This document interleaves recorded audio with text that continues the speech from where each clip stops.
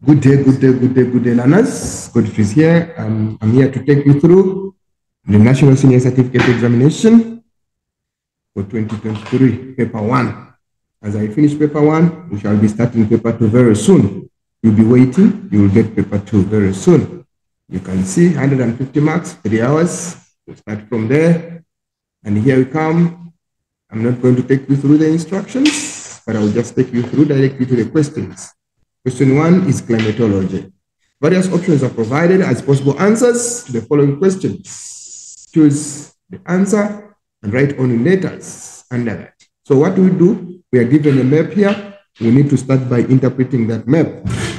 The map you have here, we have got high pressure cell here, we have got which is in the center, which we know that if we have high pressure cell in the interior, which season is depicted? It's a winter season. Okay, let's quickly go to the questions. 1.1.1. The season represented in the synoptic weather map is obviously, like I said, it's winter. So there we quickly go, and the answer is D. Okay, so we go down 1.2. The isobaric interval of the isobars on the synoptic weather map is thus in hectopascal. We come here. We're looking at these isobars. These are the isobars. So when you look at this one, this is a high pressure. And this is 1024. Okay. So this is 1020. That means as you're getting away from the high pressure, it's decreasing. But it's decreasing with what? 4. So that means A is going to be 1020 minus 4, which becomes 16. So 1016. So 1016, when you look at the various options that are here, but they say the isobaric interval. So the interval, that is the difference between the different isobars, is 4. So the answer becomes B. Okay. We go down. The air pressure reading at A. The air pressure reading at A. The air pressure reading at A. The air pressure reading at A is that hectopascal. Obviously, I've just told you that A is what? Minus 4, because this is 1024, 1024, 1020, so that minus 4, it becomes 1016. So 1016 is that option there. It's there, and therefore it is A. Okay. We go forward. Point 4. The dew point temperature indicated at the weather station B is dash degrees centigrade. We go to weather station B. Weather station B, the dew point. Of course, this one on top is the air temperature. The one down is the dew point temperature, which is 1. So the answer is 1. And when you check the options that are given there, 1 is there, and which is C. So here is C. The weather station around the interior high pressure cell show clear skies due to dash A, and the anti-clockwise rotation around results into this kind of winds. So here we're looking at 1.5. And then let us look at the various options. 1 is saying subsidizing. Obviously, it's a high pressure. A is subsidizing. That option must be there. That option is there. Also, we have rising. Of course, it can't be subsidizing and rising. That one is out. So when we look at our options, wherever there is 2 is wrong. So that means this one is obviously wrong. Okay. So C is obviously wrong. We go to another one. Southwesterly direction. Or southeasterly direction. So there is Roman number 3 there. And when you look at Roman number 3, it can't be southeasterly when you look at this weather station. You go back here, and you check. If you like it, is it southeasterly? No, it is not easterly. We go back down there. Then we say, oh, that, of course, wherever there is 3 is also wrong. So this one is wrong. Okay. This one is also wrong because there is 3. This one is also wrong. Which option do we have? We only have option B, whereby northwesterly and subsidizing. And therefore, the answer here is B. Okay. We go. We have a diagram here that shows. So we are going to use this diagram to answer 1.16 and 1.18. So when we go down here, we're looking at the map of South Africa. We have with the the low pressure system here, which is the negative cyclone, and the anticyclone here on this other side. The first question is CC. So this and this is what? But you can see it's a high pressure. So because this is a high pressure, this becomes what? Raging. So an elongated high pressure is raging. So the answer is A. Okay. 1.1.7, the high pressure cell D will cause weather system E to move in that direction. Which direction is that? So that 1.7, obviously the answer is B. Okay. So here we say D. So the weather condition at station F is here. What is the weather condition? So the weather condition here is which one? Go down and we say air temperature is 8. Let's look at that air station. Air temperature is the atmosphere temperature at that station. Is it 8? No. The atmosphere temperature is 14. So meaning that 8 is number, where we have 8 is number 1. So in these options, wherever there is 1 is wrong. So this one is wrong and this one is wrong. Okay? So we are remaining with those two. Cloud cover is 4/8, which is a half. And therefore, when you look at the station model, it is a half. Therefore, do we have that 2 somewhere? So it is on this and on this. So we are looking for the other option that makes it very right. Southwesterly winds. Southwesterly winds. Obviously, these winds are southwesterly. When you look at it, you come here, it's southwestern direction. This is southwestern direction. So that obviously makes it. Wind speed note is 5. This one is not 5, it's 10. So that means wherever there is 5 is wrong. So where is 5? 5 is here. So the only option is B. So right there, B. Okay, we'll go forward. Refer to this valley climate. We have the valley climate here. What we need to do, this is a cold plateau. Here we have the shadow zone. We have trees here. You can see cold air of the drainage. You can see crop farming here. And they say south and this is north. That means this slope here is north facing. This slope here is south facing. Okay, and they show us temperatures. Minus. So here, actually here B is higher than up and low, meaning that cold, cool, hotter or warmer. Okay, so we go down there. See the questions. So we are using this to answer this question. So 1.2.1, the direction in which the slope faces in relation to the insolation. Yes, that is Z, which is Z here. The sketch represents the valley, which hemisphere? The hemisphere obviously is southern hemisphere. Why? Because the slope here is warmer than the slope. So the south-facing slope is warmer than, the north-facing slope is warmer than the south-facing slope, which makes it the southern hemisphere. So here is why. The next question is, dash wind occurs due to terrestrial radiation. Which one? It can't be anabatic because terrestrial radiation mainly happens late in the night. So why answers there? So 1.24, a temperature inversion occurs between A and B due to dash and or temperature and height. Obviously, the answer here is Z, which increases. Okay, temperature increases.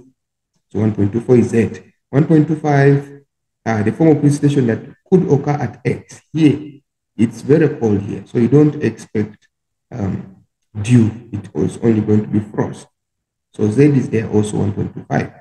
1.26, fog, dash fog may form in the valley in the clear and calm nights. Obviously, that is a radiation fog. Okay. 1.27, the northern side of the valley is covered with trees because the answer is Z, because of low evaporation. Remember, trees have cool environment, or they bring cool conditions. And there's less sun on that side. We go to the next question. The next question is a text. The text given here is the 2 cold fronts to hit Western Cape this weekend. So we have the date here, the 10th of June, 2022. And then they show us that according to South African weather, 2 cold fronts are expected to bring rain, strong winds, high waves, and significant drop in temperatures in South Africa. So the first cold front is expected to hit the Western Cape on Sunday evening, 12 June, ahead of the first cold front. Okay. So they say strong northwesterly to westerly winds between 10 to 60 kilometers per hour, gusting up to 80 to 70 kilometers per hour. So are expected over the southern part of the Northern Cape and the interior of Western Eastern Cape from Sunday. So the second cold front is expected to reach Western Cape by Monday evening, which is the 13th. You can see from 10th to the 13th. So bringing that continually high amount of rainfall, okay, etc. when you continue reading. So the first question is, which season do the cold front mentioned above influence Western Cape? When you look at the text, there are months that are given there, which indicates June. June is which month in Southern Africa? It's winter. Therefore, the season here is winter. Give evidence. The evidence is that the month given the text is winter. The June month. The June month. Okay. Then why do the cold fronts have a greater impact on the Western Cape during this season? Why on Western Cape during this season of winter? We must understand that this system moves with the movement of the ITCZ. So when the ITCZ is above the tropical or overhead the tropical Cancer, which is the northern hemisphere, it is winter in the southern hemisphere. So here we are going to say that because the ITCZ shifts, northwards, hence the system, hence the cold front as well, okay, following. Okay, so when the system moves northwards, the cold front also falls northwards and reaching Western Cape, which is the southern hemisphere. Okay, the change in the wind direction mentioned in the extract is what? Since this is southern hemisphere, we take backing. Okay, so the answer here is backing. Give a reason for your answer.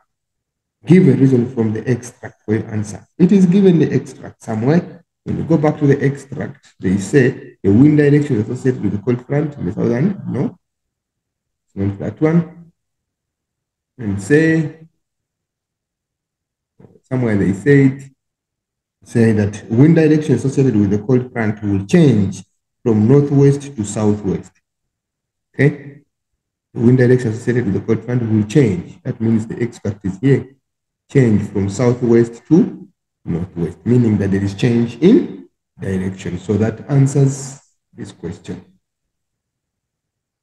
Okay, and that is the last paragraph. So this last paragraph here answers this question.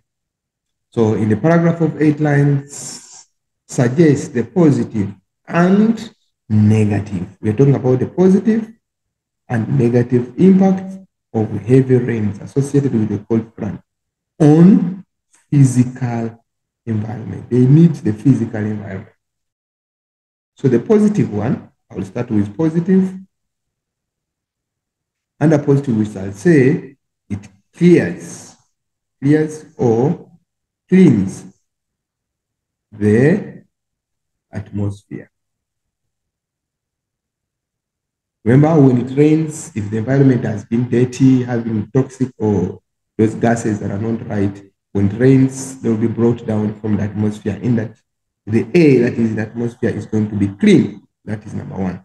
Number two, another positive impact, that because it rains, this rain is going to be very important for the growth of vegetation. Okay? Rain favors the growth of vegetation. Favors the growth of vegetation. Those are all positive. So under the negative one, let's say the negative, we shall have soil erosion. So, okay, let me say heavy rains, I would say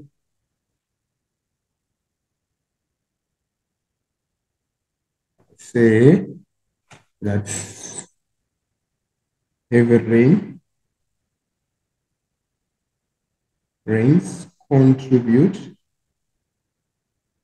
to soil erosion, which is a negative effect. Okay. Then we can have another point here, and we say it also causes flooding.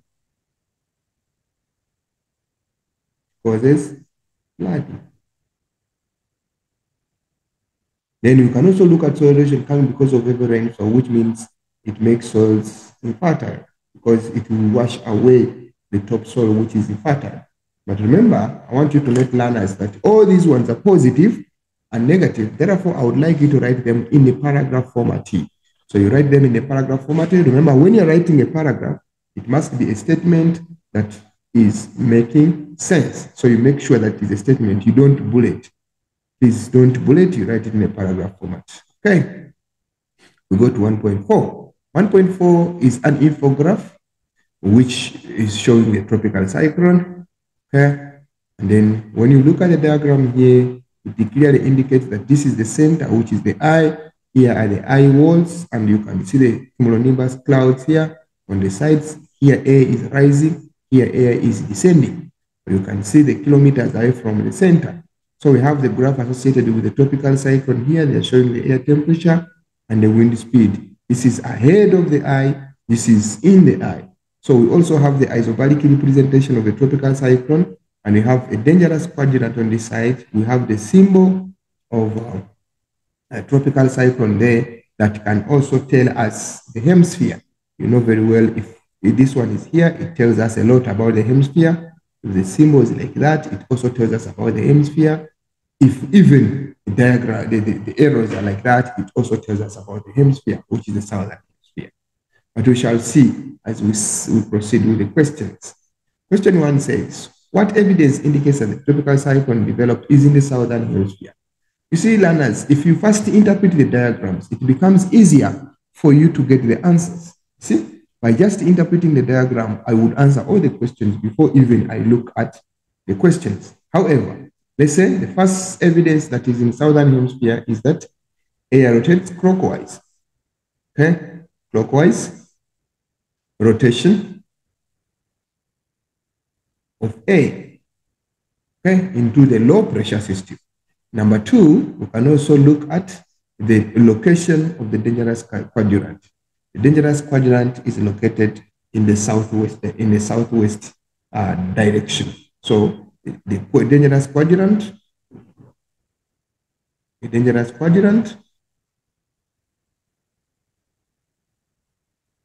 is in the southwest. Okay, in the southwest. All right. We can proceed. Give 2 reasons. Give 2 reasons. But here is 1 mark. So don't mind, you can write 1 and get all your marks. Give your mark, get a full mark. Okay. Give 2 reasons from the infograph that indicate that the tropical cyclone is in a mature stage. What reason do we have to say that this tropical cyclone that we have here is in a mature stage? The first reason that we are going to give there that is in a mature stage is that the eye is visible. So we say well-developed eye. Okay? Remember, mind the mark allocation is 2 times 1. So there should be 2 points. Okay? Then we can also look at the pressure, the air pressure. Air pressure is below 1,000 MBs. Okay? The air pressure is below 1,000 MBs. Okay, so all those ones are evidence. You can give other evidence, the eye is well developed. Then you can also look at, from the very infograph, the speed. But because here it is indicated, actually, you look at the area covered by look at this one. It covers between 500 kilometers and 450 kilometers. So it has covered a wider area, which means it is in its mature stage where it is running at a rapid speed. So you can also give another evidence, the system covers a wider area. Covers a wider area. From 450 to 500 kilometers. That is a bigger area. Okay, give a reason for your answer. But before we reach the reason for your answer, they say, how did the descending A at A influence the cloud cover in the eye? First of all, how means a way, a method. How is it influencing the cloud cover? Here we are going to say that the descending A, that means if A descends, what happens? If A descends, it simply means no no condensation taking place, no condensation. As air descends, there will be no condensation taking place. And therefore, if there is no condensation, it simply means there will be no dew point reached. That means there is no dew point reached. No dew point reached. And that influences what we call the clear skies that exist in the center of the eye. Okay. Then give a reason for your answer. Give a reason for your answer. We are looking at 1.4.4. Give a reason for your answer. Okay? The reason is that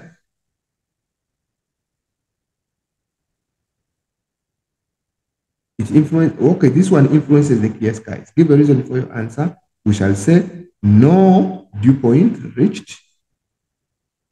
Dew point reached. Hence, clear. No dew point reached. That's why we can have clear skies. All right. Then proceed 1.45. 1.45, they say, what is the relationship between the wind speed and the air temperature as indicated in the graph? We go to the graph. Here we can see the increase in what? Here it shows what happens here. That is, as the height changes, look at where the air temperature is, the air pressure. The pressure is high, away from what? From the eye, but the wind speed is low. That means when you reach here, the wind speed has been high, okay, but it starts decreasing, okay, in the eye.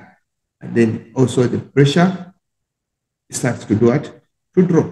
So here we shall say that here at the ahead of the eye, okay, ahead of the eye, what shall we have? The wind speed is low. Wind speed is low, while the air pressure is high. Wind speed is low, while air pressure is high. That is the first relationship between, remember we're mentioning wind speed and air pressure. So what about within the eye? What do you see here? Okay, then the wind speed declines.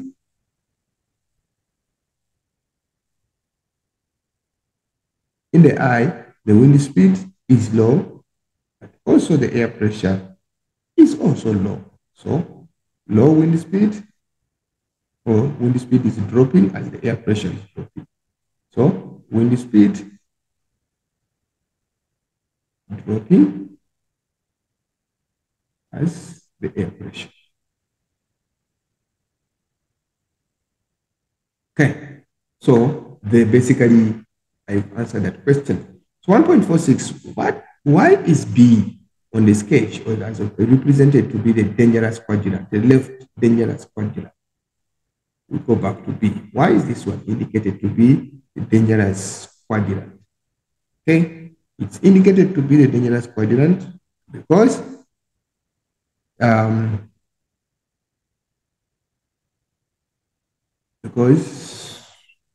hold on. Why is it referred to as the leading left quadrant or the dangerous quadrant? Because the rotating A and the direction of the system, the direction act respectively, the rotating A and the direction of the system, all act in the same direction within the dangerous quadrant. All act in the same direction within the quadrant B. Okay, then how does this leading quadrant semicircle develop? So we shall say that as A or wind, as A spins around the low system, the low pressure system,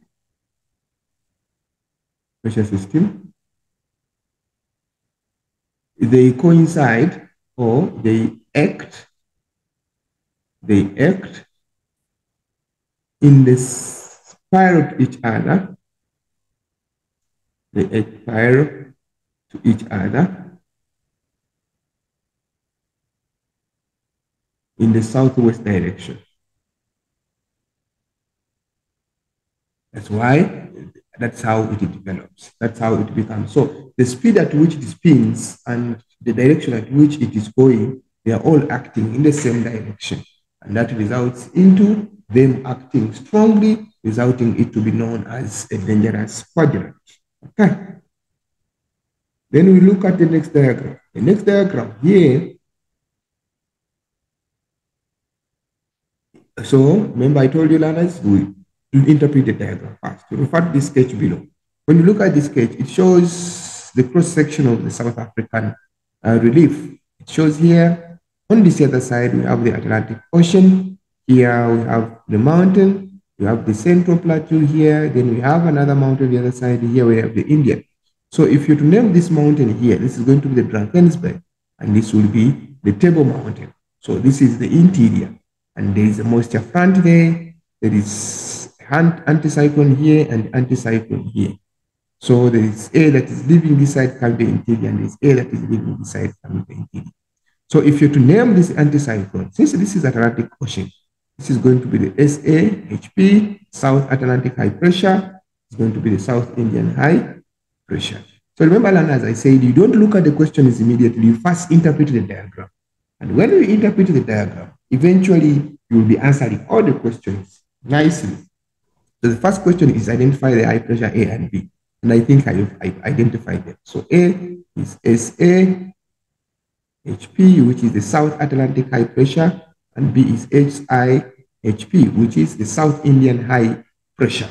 We proceed. Which season is represented in the diagram? Obviously, the season that is represented in the diagram is summer. Why summer? I would say summer because I think it's not as, but it's summer because in the interior you can see there is rainfall. Remember, the interior experiences this kind of rainfall during summer. Somewhere here we have the cumulonimbus clouds that are responsible for this kind of rainfall. Another thing, we have the moisture front. Then you also have the converging air. Remember, air converges if it's a low pressure. So a low pressure in the interior develops only during summer. Okay. So those are reasons that can be given. However, it's not asked, but we're trying to find a way of answering the question. Okay. The next question says, define a moisture front. A moisture front, now in this case, will be defined as, sorry. It says which season? The season is here, sorry, summer. So after summer, they said give one reason. So the first reason is converging cold air and warm air in the interior. Okay, then we can give another reason here is that the CB clouds, the CB, which is the cumulonimbus clouds, you can see it here, the CB or the cumulonimbus clouds that are evident in the interior, and that is responsible for heavy rainfall. And that heavy rainfall occurs only in the interior during summer. So the CB clouds and the heavy rainfall in the interior also explains that kind of what? Of season. Okay. So the fact that warm air and cold air can intersect in the interior, it tells us that. All right. Sorry for that. The moisture front, what is a moisture front? A moisture front is a moisture boundary, or the boundary that separates the boundary that separates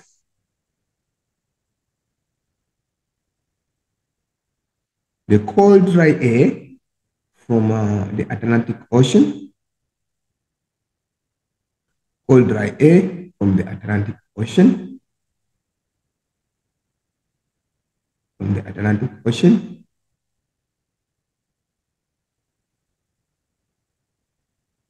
and the warm, moist air from the Indian Ocean, So that boundary that separates the two air masses of different characteristics in the interior is known as a moisture front. Remember, these two air masses are formed of different moisture content. That's why we call it a moisture front. All right. Give two forms of precipitation that is associated with this line thunderstorm. First of all, you can see that there is heavy rainfall. Where precipitation is any form of water in the atmosphere. So we have heavy rains, and if you expect heavy rain, you can see some kind of hail within this kind of rain. So that means another form is hail. Okay, another form of precipitation is hail. The answer, the mark allocation says 2 times 1, so we have to give 2 answers. Describe the process involved in the formation of the line thunderstorm. What is the process involved in the formation of the line thunderstorm? So the moisture front already has developed. Okay, so if the moisture front has developed, what happens? So cold dry air, okay, proceeds to the interior,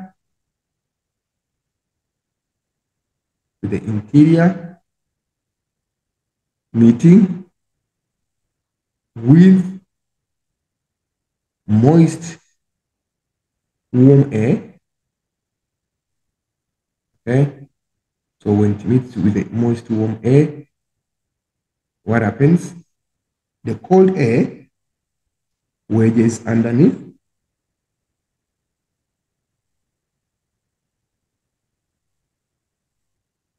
and the warm air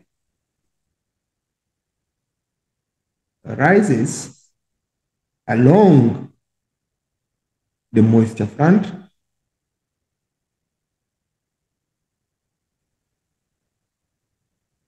forming a line thunderstorm.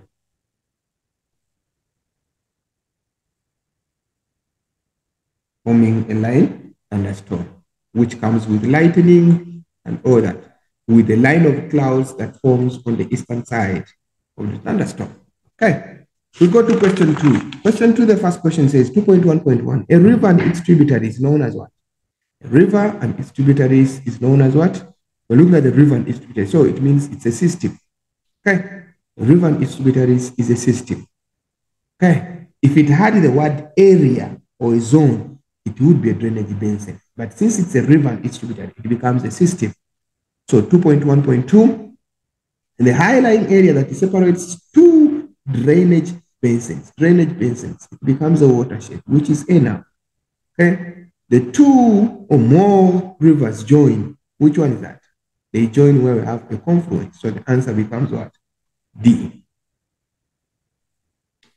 Next question, refer to the sketch below and answer the questions. First question is, which kind of drainage pattern is represented here? You can see that it looks like a branch of a tree, which forms a dendritic. So that becomes B. Okay, 2.5.5, the stream order at X. We go to X. Where is X? X is here. So which stream order? So we say 1 and 1 is 2. So 1 and 1 is 2. That means 2 mixed with 2, it forms what? 3. So 1 and 1 is 2, so we keep 3. 1 and 1 is 2, so we keep 3. 1 and 1 is 2, so we keep, this is 1, so we keep 2. 1 and 1 is 2, so we keep 2 here. 1 and 1 is 2. So 1 and 1 is 2. This is 1. This is 1. Therefore, obviously, this is 3. So X is 3. And we have the third stream order there. Yes, so the answer is C. The drainage density of a drainage basin is high because it is influenced by river flowing in the area and. So we come here. Obviously, we're looking at drainage density, amount of rivers that are existing on the surface of the earth. So, first of all, if it's less vegetation, that means there is more surface runoff than infiltration. So this option must be there. So wherever there is one might be right. So we are going to first see. So do we have one here? Yes. We don't have one here. That is wrong. We don't have one here. It's wrong. So we are remaining with C and B. Okay. So we are remaining with C and B. So when you look at C and B, the next one is high polar porosity. High porosity means there is more allowing water to go through. So that means if water easily goes through, it can't allow the what? The formation of high drainage density. So that one is right. So wherever you have 1 and 2 is wrong. 1 and 2. So 2 is here and 2 is here. That is wrong. But there is also another 2 here. Obviously, the answer remains high rainfall. And when you look at 5, 5 talks about high permeability, allowing easily water to go through it. So the answer is B. So the answer here becomes B, which is 1.1, 2.1.6. Okay, so 2.1.6 is answered there. Okay, then we go to this figure. We are going to use this figure to answer question 2.1.7 and 2.1.8. So here we have this figure that you can see that there are short tributaries in this kind of folded mountain. You can see this kind of folds. So that means this kind of tributaries, and we have the folded mountain, obviously tells us that it is trellis. Okay? It tells us that it is what? Trellis. Let's look at this. Tributaries of a trellis drainage pattern. You see learners, what I'm telling you. Try to interpret the diagram before you answer the question. So it is trellis there. What is the first question? Tributaries of trellis drainage pattern. Okay, so they join the main river at acute angle. That is wrong. It cannot be acute angle. Acute angle is at 90 degrees. So wherever there is A is wrong. Okay, so acute angle is wrong. So 2.1.7. So they say join at 90 degrees, mainstream at right angles, which is 90 degrees, bend 90 degrees along the course. That one we might not accept it. Then it flows away from the central place. That is wrong. So the answer is B. You can see it joins the mainstream. This is 90 degrees. You can see that. So the answer is B there. So the drainage pattern is found in this region. Which region? Inclined, jointed, uniform, folded. So folded is okay. Okay. So that means wherever you have 5 is okay. 4. So there is 4, there is 4, there is 4. So this one is wrong. Okay. They say jointed igneous rocks. Okay, jointed igneous rocks. Then uniform resistant rocks. They say uniform resistant rocks. This is the dendritic. So this one is right. It's wrong. Okay. And then talk about inclined. We say it's wrong. So the answer is 2 and what? And 5. 2 and 5 and 4. Sorry, 2 and 4. It makes it D. All right. Makes it D. Let's proceed. The next question says, we are referring to these 2 here, and we'll answer the questions that are there. So when you look at these 2, remember you said learners will interpret first before we look at the questions. Look at this. This drainage pattern is not uniform. This one is uniform. So when you look at this one is disrupted by a dam and by this hard rock. So there can be a waterfall here.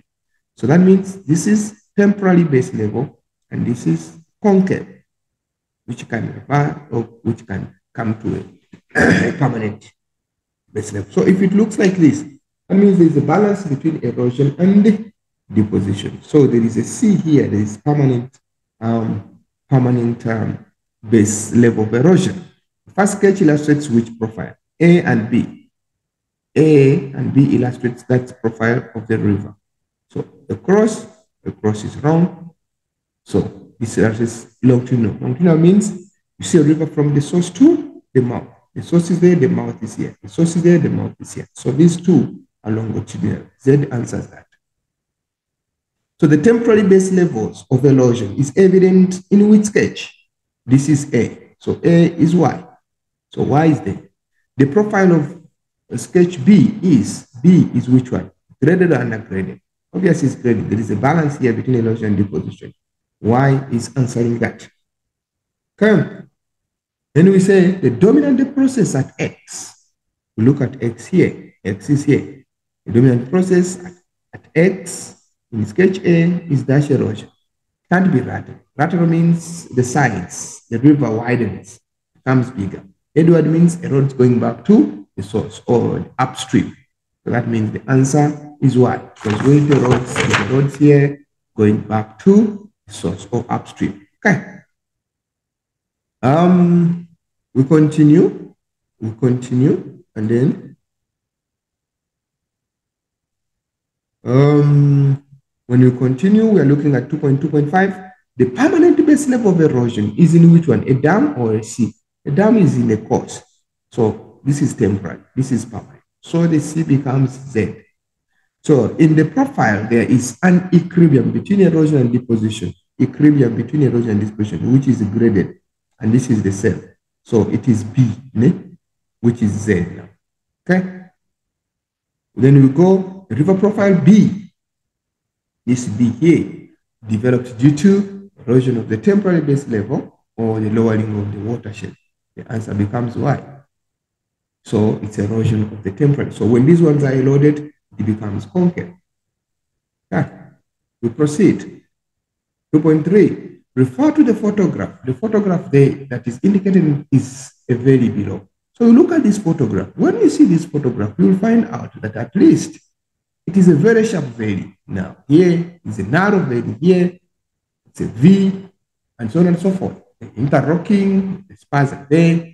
The first question is, the valley in the photo is generally found in which stage? Obviously, it's the upper course. Can't be middle because this is a narrow valley. Okay, or a V-shaped. You can see a V formed there.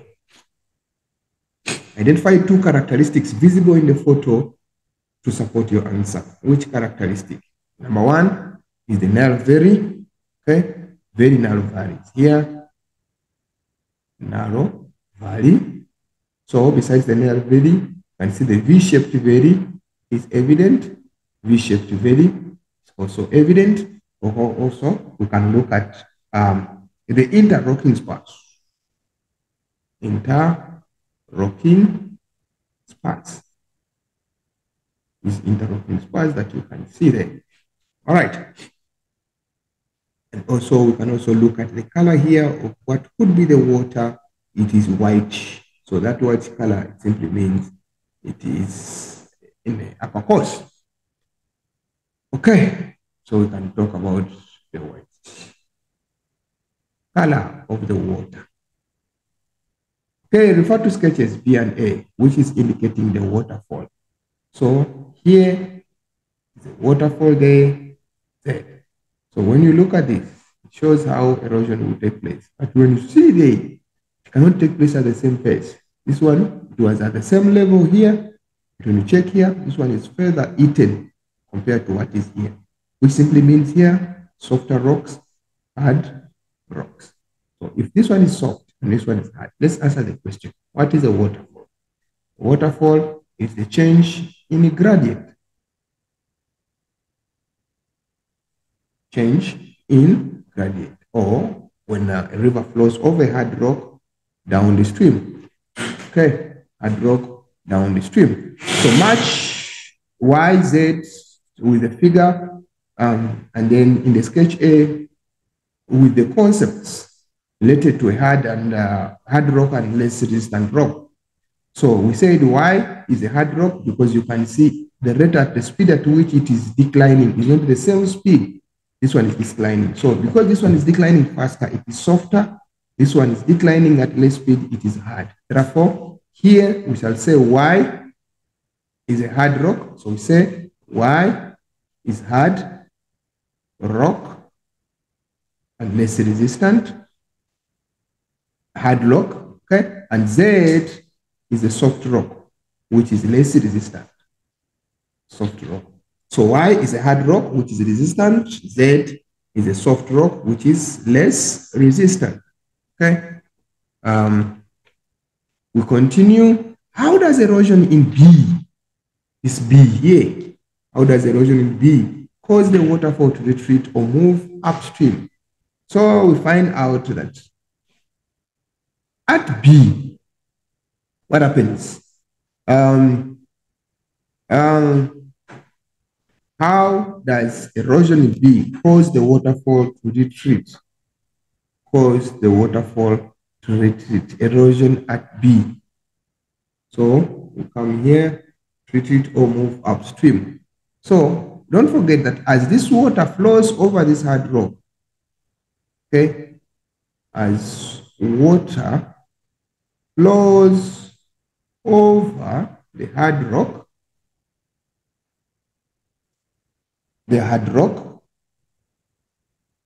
okay, we say as it flows over the hard rock, headward erosion takes place, eroding softer rocks,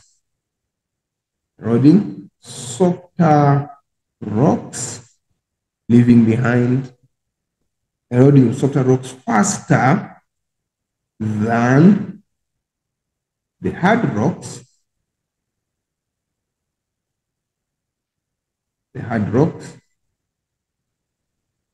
at Y, leading to retreat upstream,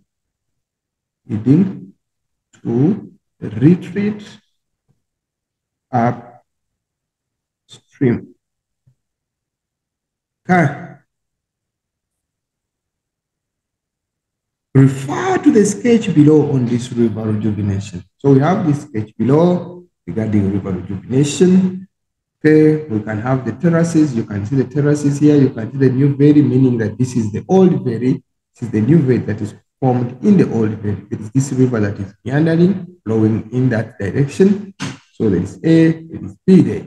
So here it is indicated that these rocks that are here are a bit softer. What is river rejuvenation? Here we say when a river gains its erosive power, or I say when the river develops the characteristics of the upper stream while it is in the lower course. State two possible causes of rejuvenation. What could cause rejuvenation? Number one is heavy rains that increases the amount of water in the river, okay, that allows it to flow faster. Then we can also say change in the gradient. So when the gradient becomes steeper, the river will erode more. Okay, we can also talk about drop in the sea level.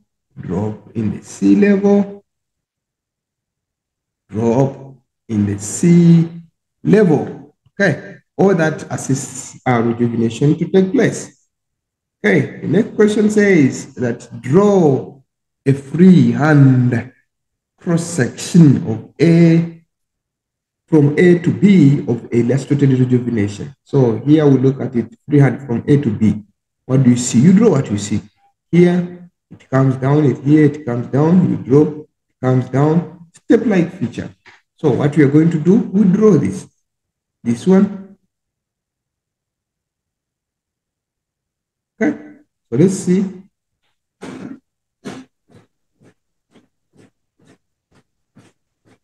Let's see here, it's going to be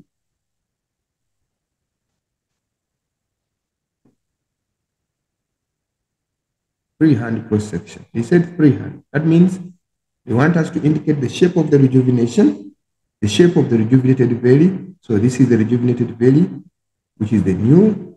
So we say rejuvenated valley.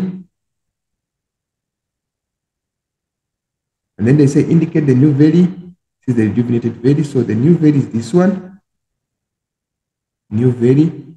When you look at the shape here, you clearly see, check here, you clearly see that here and here. So this is the new valley.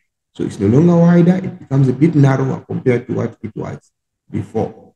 Then it say indicate the terraces.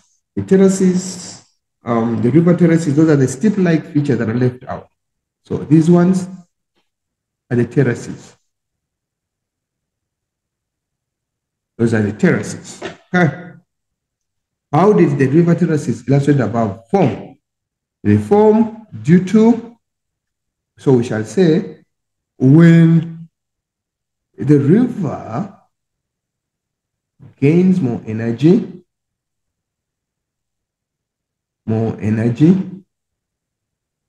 okay, what happens? It erodes the valley in the new valley. It erodes the old valley, forming a new valley, leaving the terraces behind, leaving the river terraces, Okay, let's go. 2.45. Explain how the illustrated landform will negatively impact on infrastructure development. That means if a valley is formed in another valley, it becomes very difficult for infrastructure to develop. So we'll find out that flooding, when now it's the landscape becomes steeper.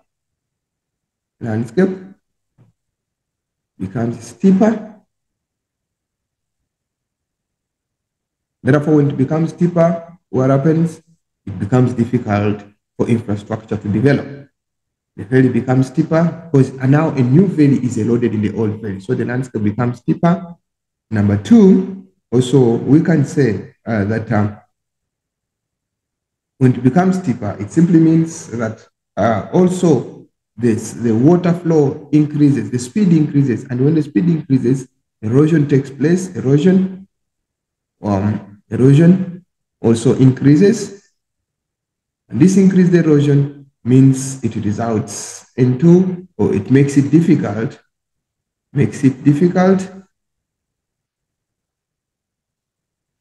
to construct or for infrastructure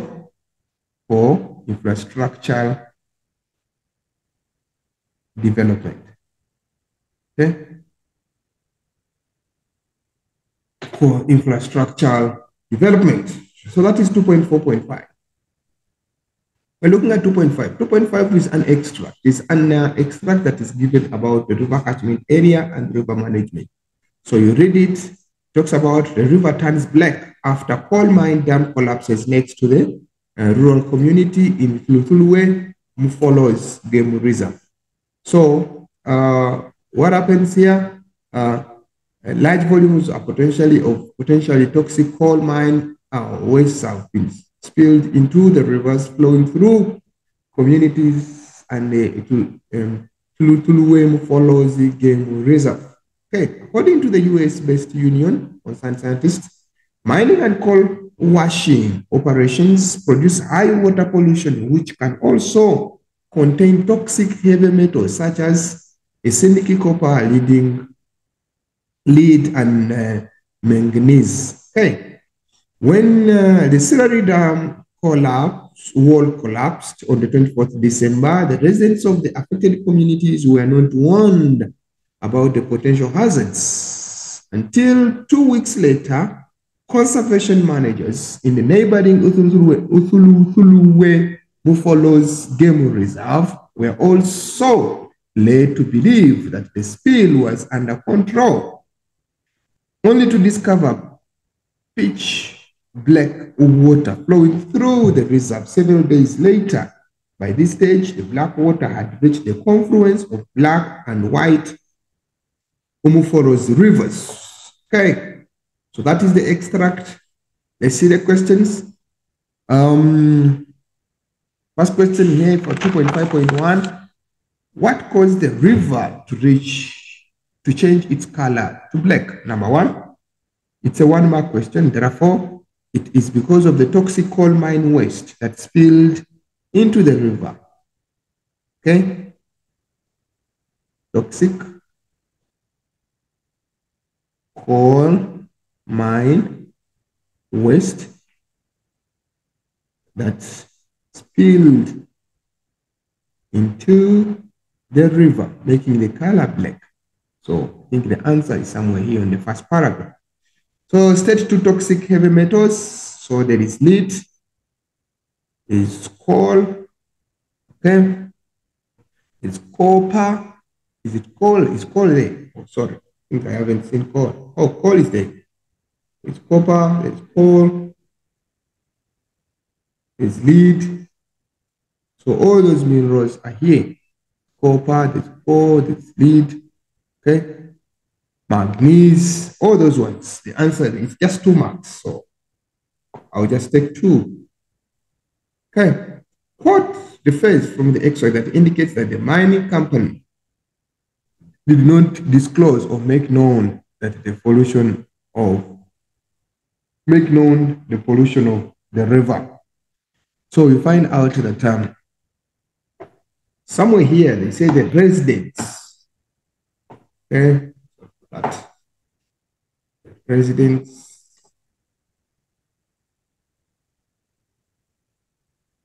somewhere here they say when the dams collapse, when this when the Slurry Dam wall collapsed on 24th December, the residents of the affected community were not warned. That means they were not informed. So this one up to here about the potential hazard until 2 weeks, it answers this question 2.45.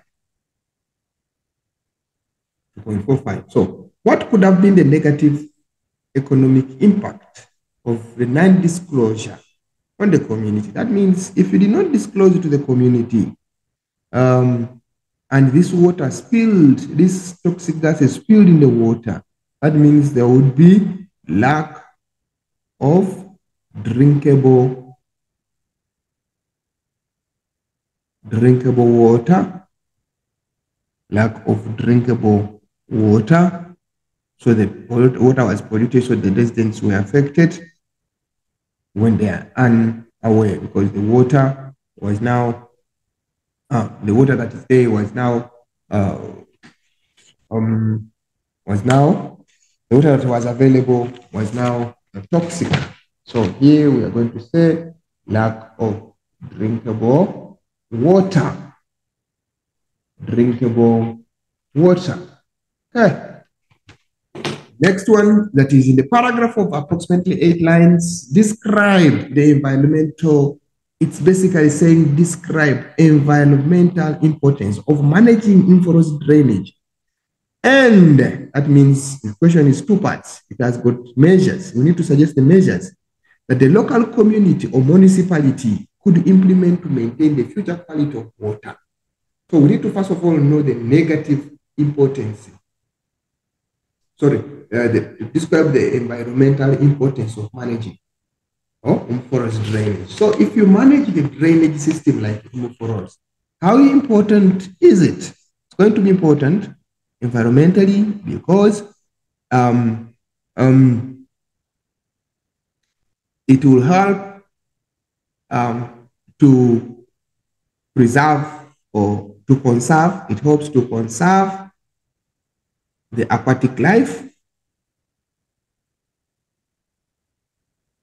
So if it is well managed, it will help to conserve the aquatic life that will be found there. Okay. Number 2, also those are the habitats now that are there. Okay. It also helps to keep the water clean. If it's well managed, it helps to keep the water clean.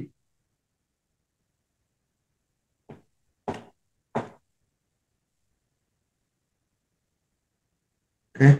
So we say the first one, conserving the aquatic life. Number two, it helps to keep water clean. And it also helps, I'm still looking at the positive, it also helps to conserve the vegetation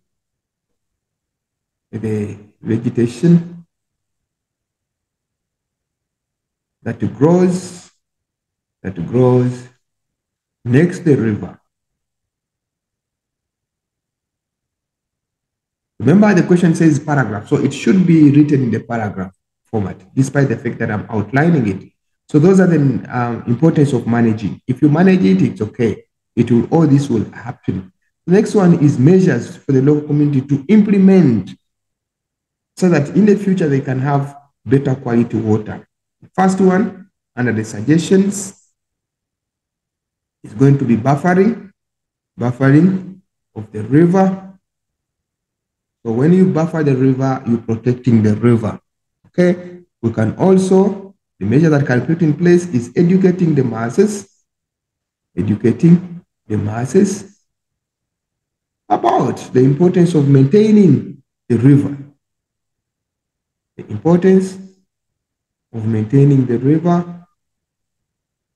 After educating them, you can also say measures that can put in place that punish the polluters.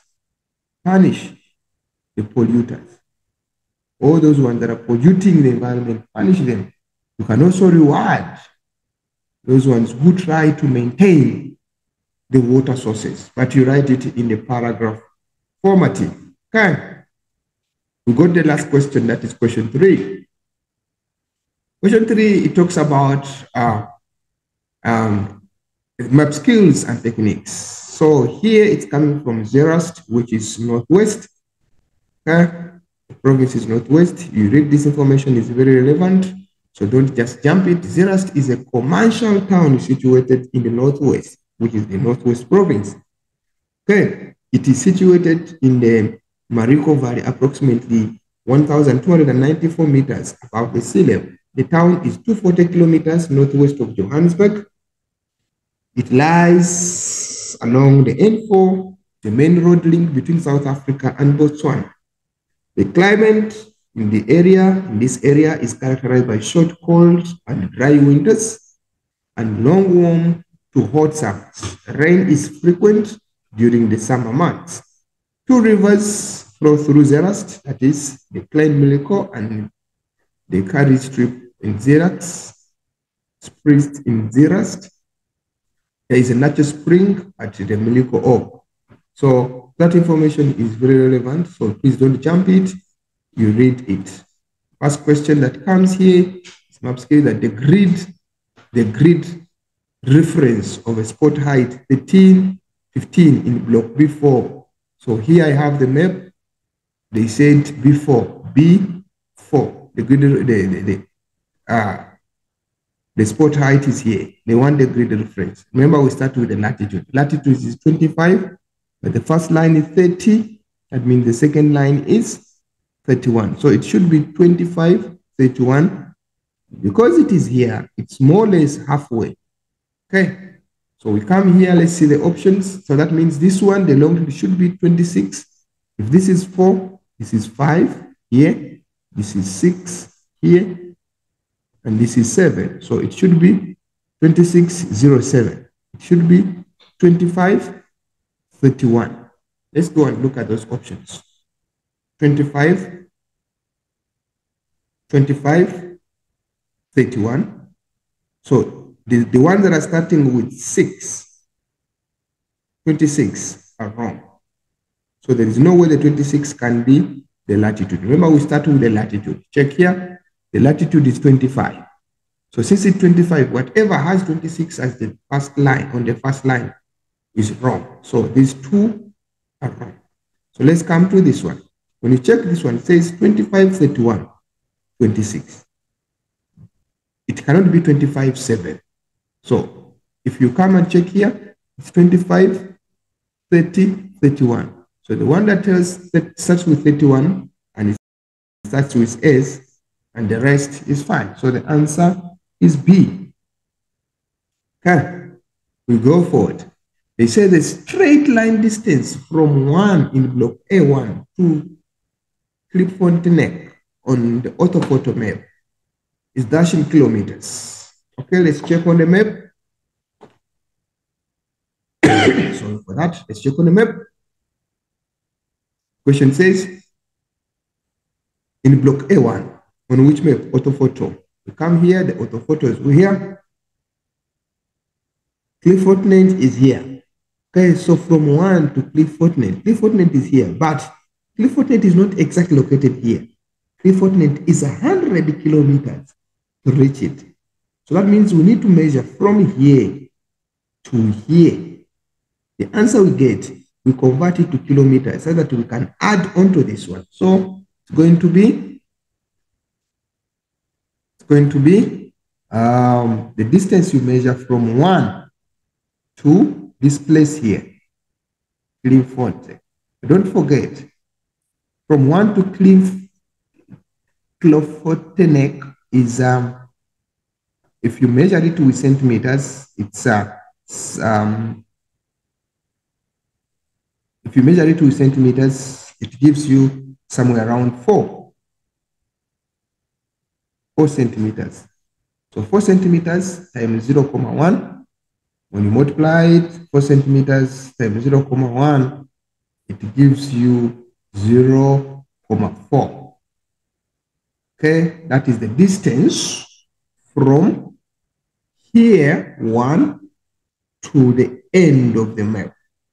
But from the map to reach Clipfontein is 100 kilometers. That means plus 100 kilometers. So you get 100 kilometers, 4 kilometers. And that answer is D. So this one is D. Okay. Remember, we multiply by 0.1 because the map that is given to us is orthophoto map. Okay, refer to the orthophoto map, coming to the topographic map.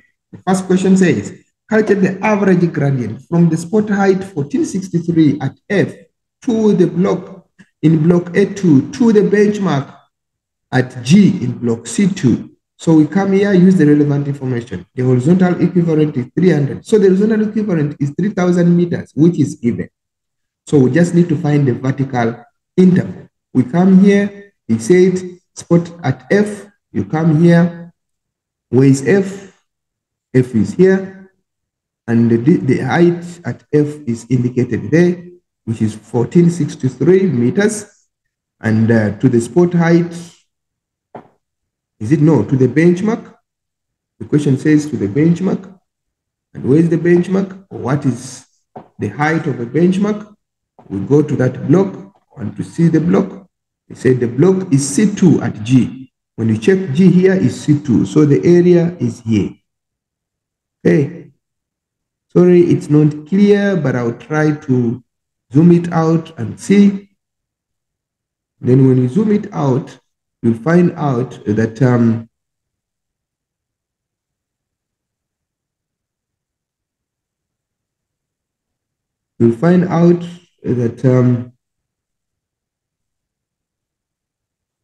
the benchmark is here. Therefore, the height for that benchmark is here, which is 1,183.3 meters. So what do? Come here, we say VI is equal to, so we have 1463, which is the biggest, 1463 meters, minus the lowest of the benchmark, which is 1183.3 meters. The answer you get here is 279.7 meters. That is the VI. But remember, the HE is given. We apply it in the formula. So it's going to be 279.7 meters over 3,000 meters. So divide by 279.7, also divide by 279.7. This goes into this once, over this goes into this how many times? When you put on your calculator, it will go in 10.7 and others. So the average gradient is going to be, therefore, it is 1 to 10,7. Okay, 1 to 10,7. So go ahead, use the topographic map evidence and your answer. That means we need to use the map and the answer so that we can give the reason why it will be difficult to construct a road between F and G. We come here. When you look at F, G is here, okay? And when you look at F, F is here. What do you see? We see contour lines close to each other, which means it's mountainous. So the first evidence from the map is that it will be difficult because the area is mountainous. The area is mountainous, evidenced by the contour lines close to each other. Okay, so that is evidence from the topographic map. What about the answer? The answer given is 1 unit moved vertically, 1 unit vertically represents 10 meters horizontally, which means it is steep. So it becomes difficult for you to construct a road where it is steep based on the answer given. Okay. Wow, sharp. Let's proceed now. Refer to the rough cross-section that is between 2 in block A2 and 3 in block on the orthophoto map. We come here. Let's look at our orthophoto map. They say it is between 2 and 3. 2 and 3.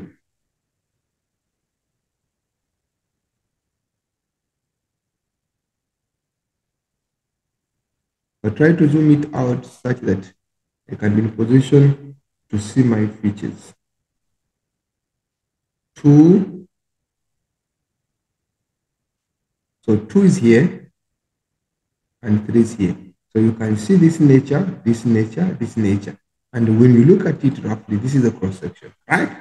So the first one is convert the vertical scale on the cross-section to the ratio scale. What is the vertical scale? It's a representative scale that is given here. So 1 centimeter represents 20 meters. So how do we change this one? This is the same as 1 over 20. And when you change this in the ratio form, it is 1 to 20. So that is the ratio form of the scale. 1 to 20. Okay. Then what does the vertical exaggeration of 5 times mean? It means geographical features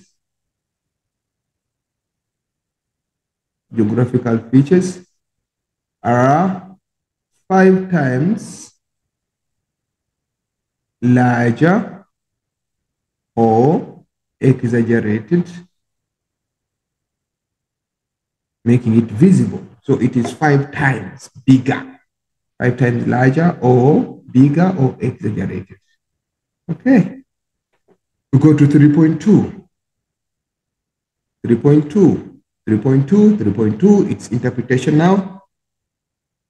3.2. So 3.2, we're referring to the block, refer to the block dash in E2, and that indicates the season of the rainfall. Dash is in this block E2 on the topographic map is indicating which season of rainfall. We got the topographic map. Okay. Topographic map is here. Therefore, when you look at this topographic map, we go to E2. E2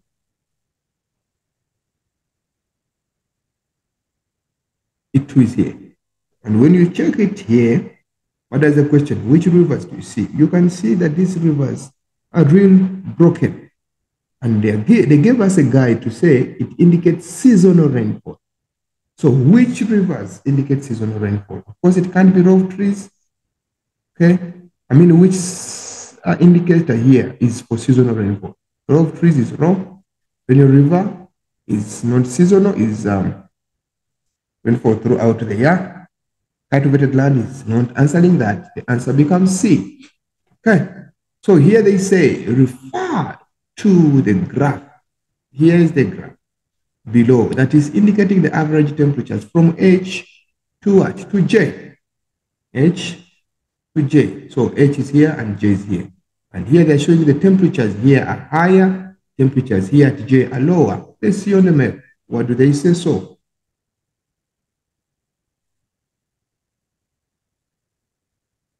So H is here, which is an urban area, and J is here, which is basically having rivers and so on. Okay, so let's see the question. What do they say? Identify the human activity or the human feature that was responsible for the higher temperatures recorded at X. Okay, we go to X. And according to X here, X is H. So H is here. Why do we have higher temperatures here? So we have higher temperatures because that area is a built-up area. Built-up area. Or we can say urban area. Okay. Explain your answer. Explain your answer. So we say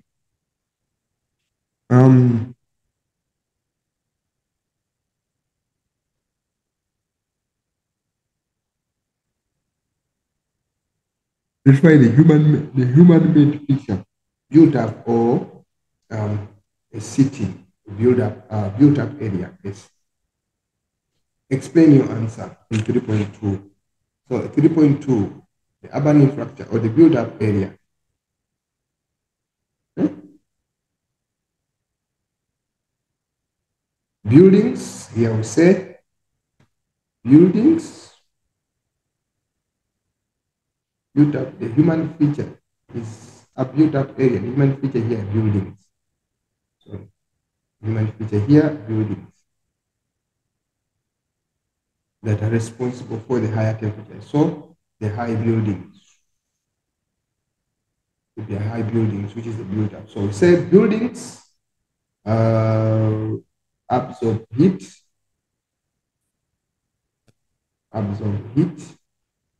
making the city hotter.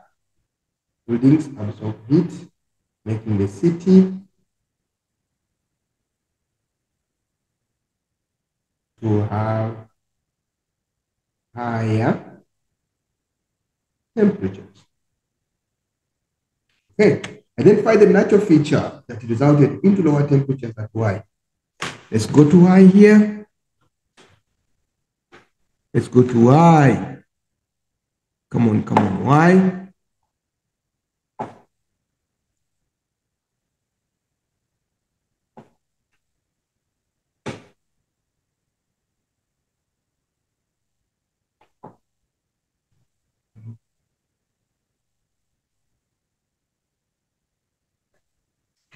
Y.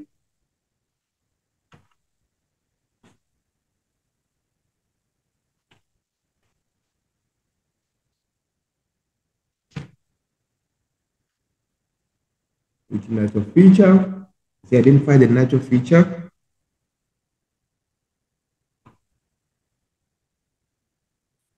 Identify the natural feature.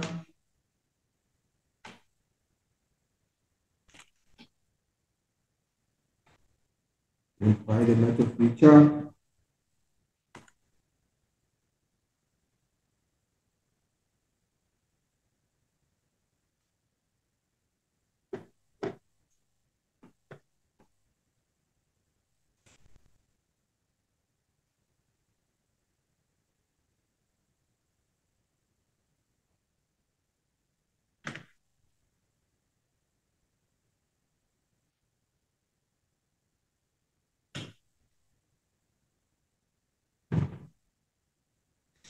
Identify, the question says, identify a natural feature that resulted in lower temperatures at Y.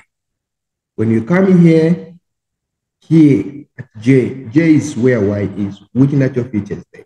You can see when you see this, there's a river there, isn't it? River, you know, it helps to cool the environment. It's also that green vegetation, this protected area, which makes it the green vegetation. Okay, so here, the natural feature here is the perennial river. The perennial river. Okay. Next thing is which sketch below represents the slope from 4 in block C1 to 5 in block B1 on the orthophoto map. So we come to the orthophoto map here. Come to the orthophoto map here.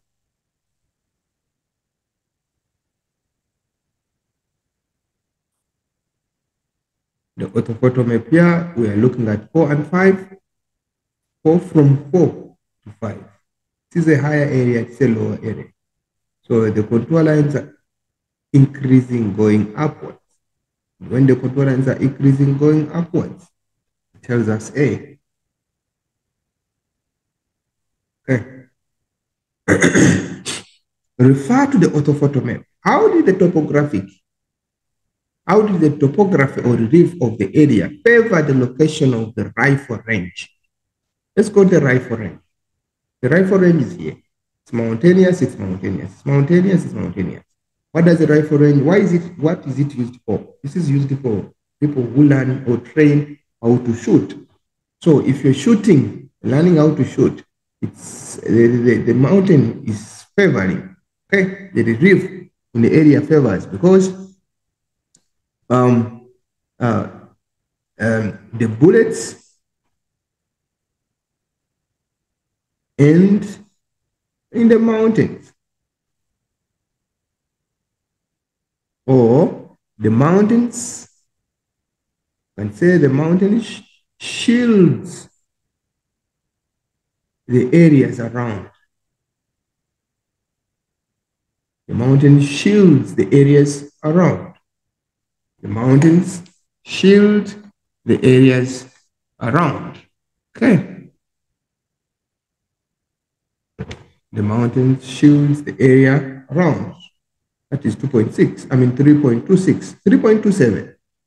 Describe two factors on the topographic map that limited the pollution of the Kleinfiltern Dam. You come here. Where is the dam? The dam is here. Which two? But the question says two factors on the topographic that limited pollution. What limited pollution there? First of all, the first factor that limits pollution is that the dam is located in between mountains. Okay? It's in between mountains, number one. Number two, it's close or it's located next to the protected area. So here you can see this is a protected area, and when you look at the nature of the relief around, it's mountainous. It's mountainous. So here we shall say the two factors is located in the protected area. So no just accessibility at any time, protected area. Number two, the mountainous nature around.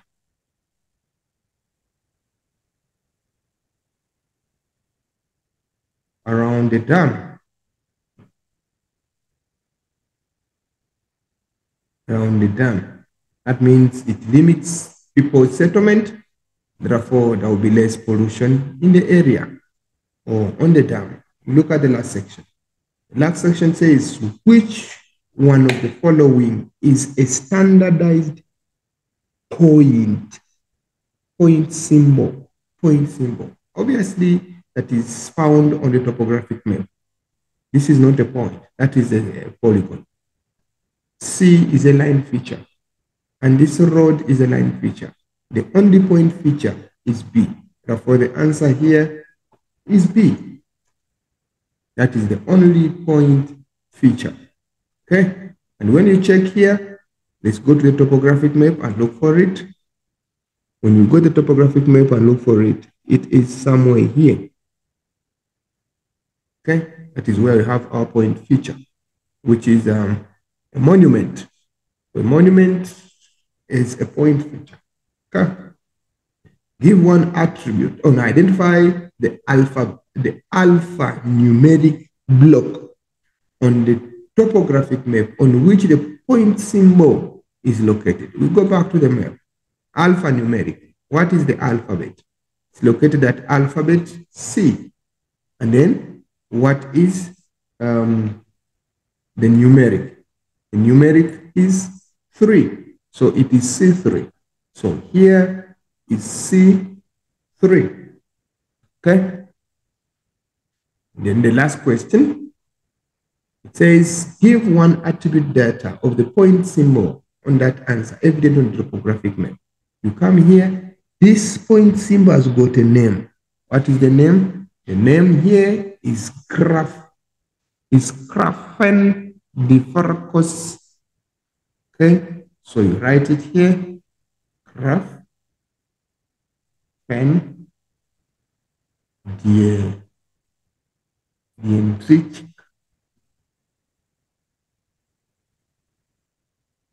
So 1820 to 1891.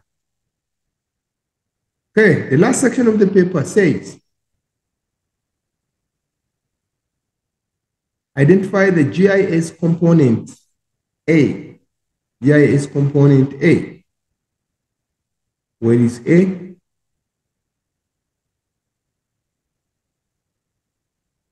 A is here, and therefore, that is, we call it people. Okay, the component is people. It's an individual, GIS specialist, people, person, or GIS specialist, whatever.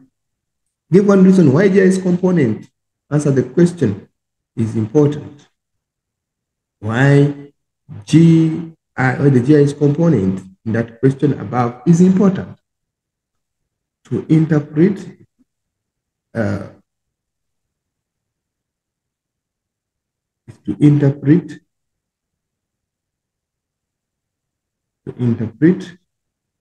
and analyze data. Okay. Okay. Also helps in data application.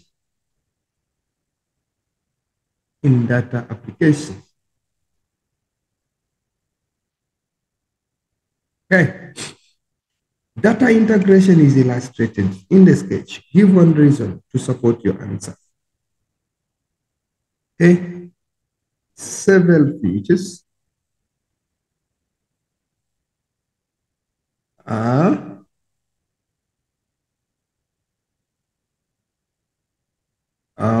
merged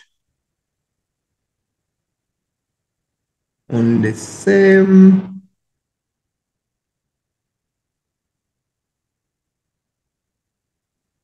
paper or area. So you can see this one was separated, and then there are some lines on this map.